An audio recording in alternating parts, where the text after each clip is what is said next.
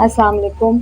Exercise 3.1 का question number 5 में लिखा हुआ है prove using Venn diagram 3 sets given है और हमारे पास इस क्वेश्चन के 2 पार्ट्स हैं। ठीक है, तो पहले एक सेट है का फॉर्म गिवन है, फर्स्ट पार्ट है उसमें हमने 2 ऑपरेशंस फाइंड करने हैं। फिर इसी तरह दूसरा पार्ट गिवन है हमें सेट्स का, उसमें हमने 2 ऑपरेशंस जो है वो परफॉर्म करके फाइंड करना है आंसर। तो अगर हम पी क्यू और आर 3 सेट्स हैं, इनकी अगर हमने वेन डायग्राम बनानी है तो पहले हम आइए देखते हैं कि क्या इन सेट्स के बीच में रिलेशन क्या है।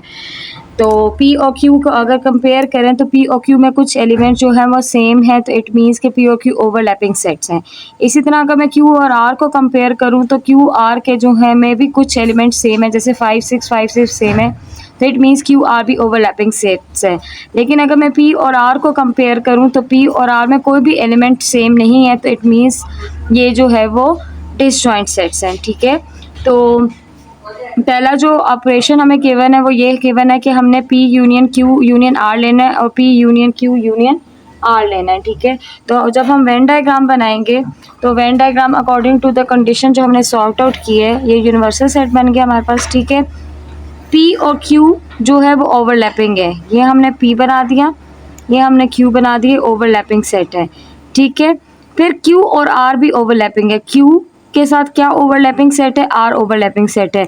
लेकिन पी आर जो है वो डिसजॉइंट सेट है, वो आपस में कोई भी चीज़ शेयर नहीं कर रहे। ठीक है, तो अब जो है हम इसको शेड करते हैं। यूनियन वाले में हमें डबल डायग्राम बनाने की ज़रूरत नहीं पड़ती, क्योंकि जो है वो हमें पता है सब भी शेड होना होता है। तो पहले हम लेफ्ट हैंड साइड सॉल्व करेंगे। लेफ्ट हैंड साइड हमारी क्या है, P union Q union R. P union Q का मतलब पी भी पूरा शेड होगा और आर भी पूरा शेड होगा।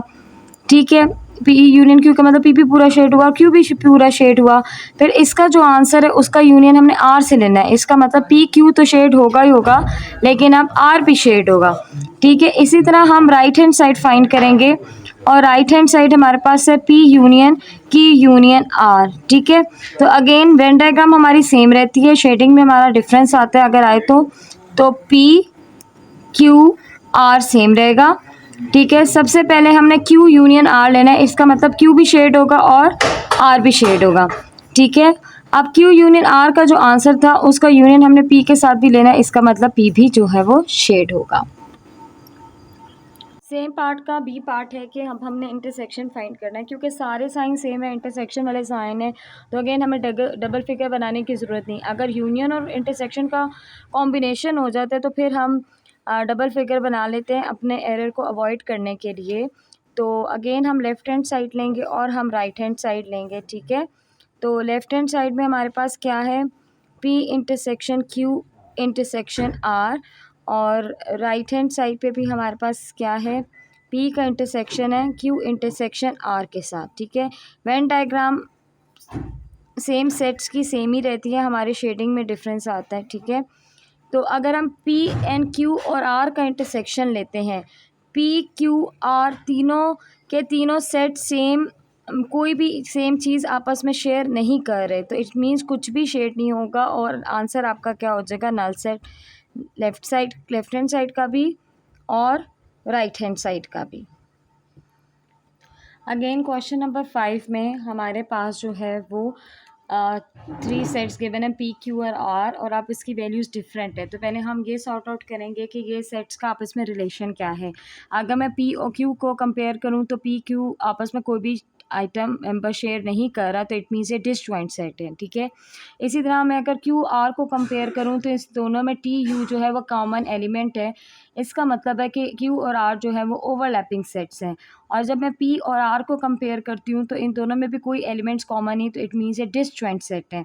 तो जब हम फिगर बनाएंगे, क्योंकि सारे सिंबल सेम है, ऑपरेशन सेम है, तो हम एक ही फिगर बना लेते हैं।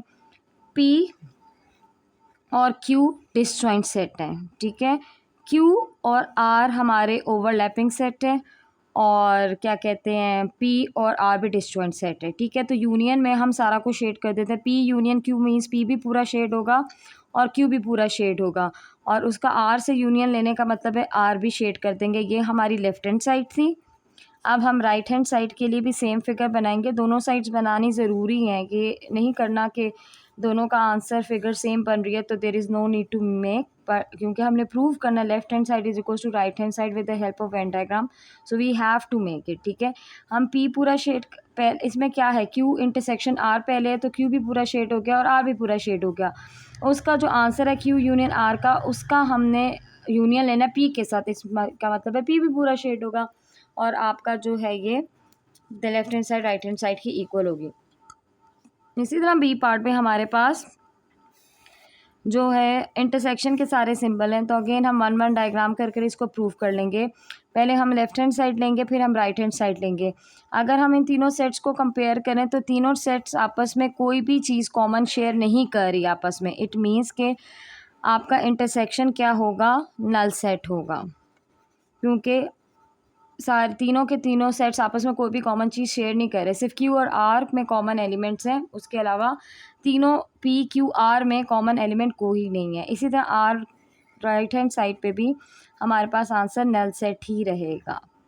तो आप लिखोगे एंड पे this is null set, and again left hand side is equal to right hand side, hence proved.